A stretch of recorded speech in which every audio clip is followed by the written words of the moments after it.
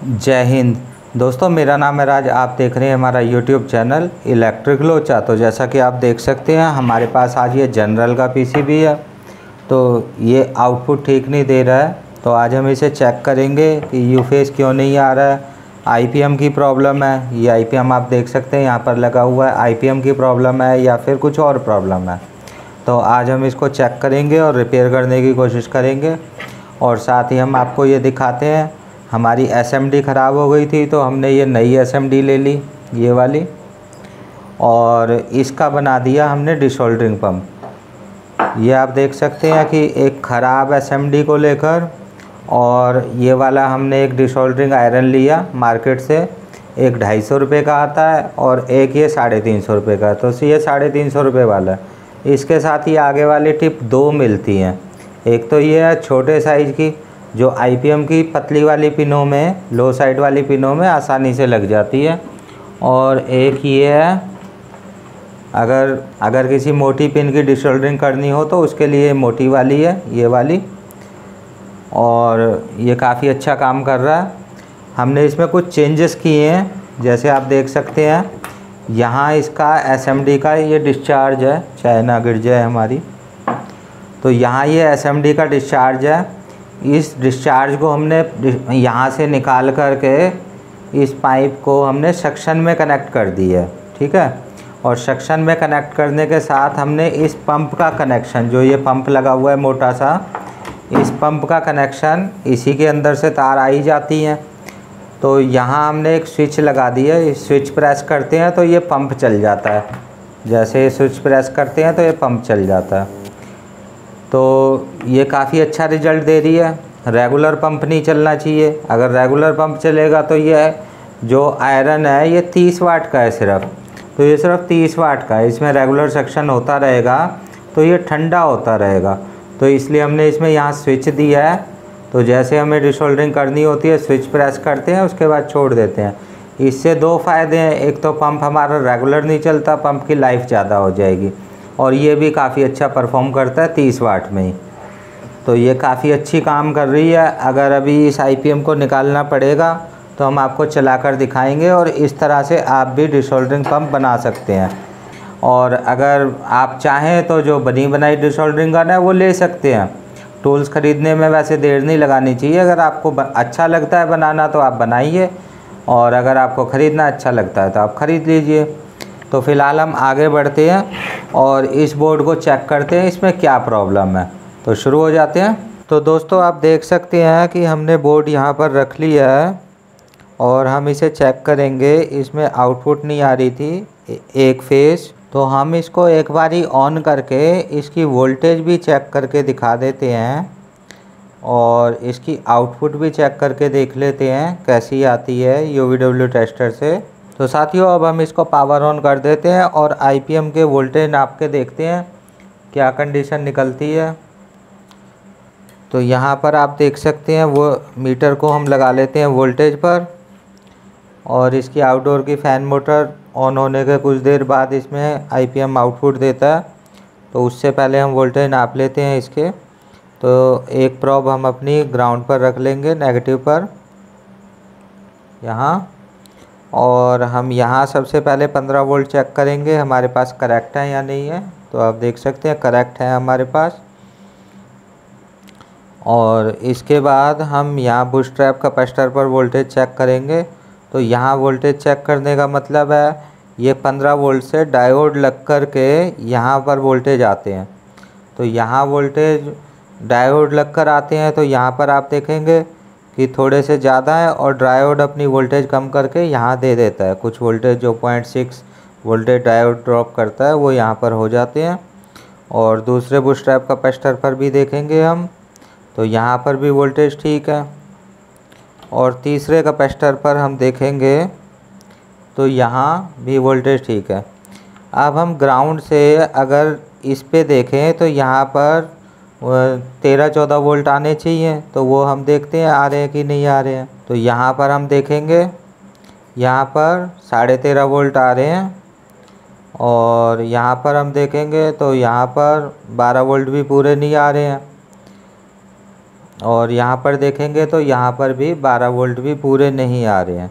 तो इसका मतलब इसके IGBT में कुछ लीकेज है, ये वोल्टेज थोड़े ड्रॉप हो रहे हैं। ये मोटर चल चुकी है, पहले हम IPM की आउटपुट देख लेते हैं कैसी देता है। UVW टेस्टर हमने ऑन कर दिया है, कुछ ही देर में ये IPM आउटपुट देगा।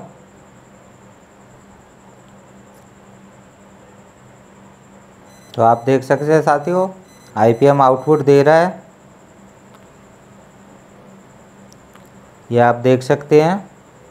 एक ये नहीं दिया है, एक ये नहीं दिया है। तो ये बार बार अटैम्प्ट कर रहा है कंप्रेसर स्टार्ट करने की। ये इसका एनालाइज किया हुआ डाटा है।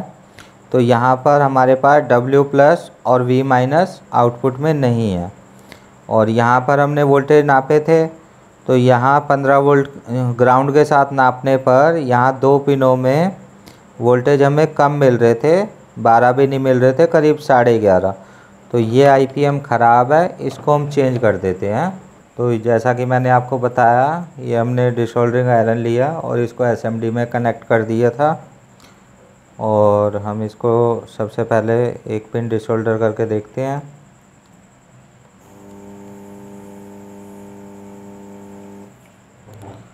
तो आप ये देख सकते हैं पिन डिसोल्डर हो गई है।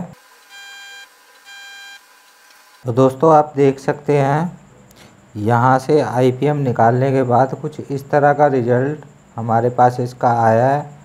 और ये जो 3 पिन इकट्ठी नेगेटिव की एक साथ होती हैं, इनको निकालते वक्त हमें लगता है कि ये 30 वाट की हीट कुछ कम पड़ती है। तो इसमें आप 60 वाट का भी डिसोल्डरिंग आयरन लगा सकते हैं आगे, तो वो भी चल जाएगा, तो ये प्रॉब्लम भी सॉल्व हो जाएगी। और ये जो पास है, सबसे ज़्यादा बड़ी सिरदर्दी ये पास वाली होती है। तो ये जो पास वाले शोल्डर पिन है, इसमें कोई भी प्रॉब्लम नहीं आती है, ये आसानी से निकल जाती हैं।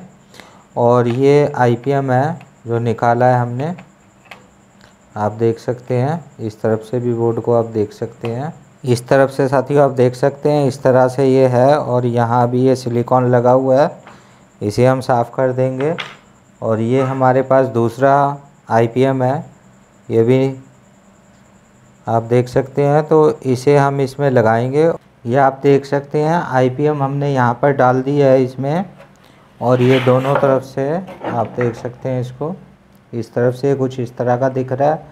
लेकिन IPM लगाते समय आपको हमेशा ध्यान रखना है कि IPM जब भी आप डालें तो उसकी फिटिंग में आप पहले उसको डाल दें।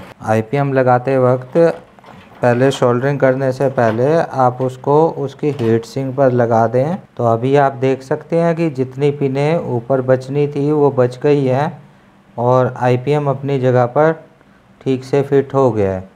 तो अब हम इसे सोल्डरिंग कर देंगे। देख सकते हैं साथियों, ये IPM हमारा लग चुका है। इसकी ये पिंस लंबी थी तो वो भी हमने कट कर दी है। अब हम इसको ऑन करके देखेंगे क्या रिज़ल्ट निकलता है। और ये आप देख सकते हैं UVW टेस्टर से जो हमने पहले डाटा एनालाइज किया था वो अभी तक ये चल रहा है। और इसमें यही खासियत है, जब तक आप इसको ऑन ऑफ नहीं करेंगे तो रीसेट नहीं होगा, डाटा मेमोराइज रखेगा। तो फ़िलहाल हम इसको ऑफ़ कर देते हैं और इसको ऑन करते हैं पहले, तो देखते हैं क्या होता है। तो रिले ऑन हो चुकी है, आपने आवाज़ सुनी। और अब इसमें आउटपुट आएगी, लेकिन उससे पहले मोटर चलेगी। तो इसमें काफ़ी वेट करना पड़ता है। UVW टेस्टर को भी हम ऑन कर देते हैं। अभी तो इंडोर की मोटर स्टार्ट हुई है।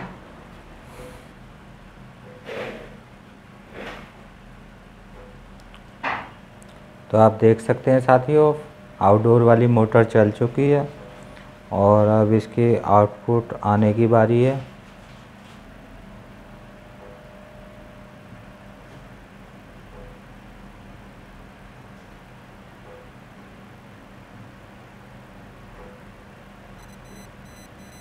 तो ये आप देख सकते हैं साथियों, कंप्रेसर की आउटपुट आ चुकी है।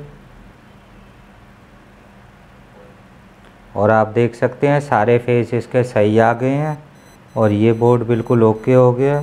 दोबारा अटैम्प्ट हो रहा है, तो अब देखेंगे दोबारा सारे फेस ठीक आए हैं, कोई भी प्रॉब्लम नहीं है। तो ये जनरल का एसी कई बार कंप्रेसर को स्टार्ट करने के लिए अटेम्प्ट करता है, फिर उसके बाद एरर देता है। तो अभी ये 3 बार अटेम्प्ट कर चुका है, ये चौथी बार कर रहा है। तो लेकिन सारी ही आउटपुट इसकी आ रही हैं। अब हम इसको ऑफ़ कर देते हैं। तो ये देख सकते हैं 5वीं बार अटेम्प्ट किया है इसने स्टार्ट करने का। और इस UVW टेस्टर का फ़ायदा यही है कि जैसे कंप्रेसर जितनी बार अटेम्प्ट करेगा वो भी दिखाएगा, फेज सीक्वेंस भी दिखाएगा, फेज किस तरफ रोटेट करेगा कंप्रेसर को, और साथ ही उसने कैसी आउटपुट दी है वो भी मेमोराइज कर लेगा। तो साथियों, अगर आपको वीडियो पसंद आई है तो आप उस पर लाइक कर दें और एक अच्छा सा कमेंट। आज की वीडियो में साथियों इतना ही। जय हिंद, जय भारत।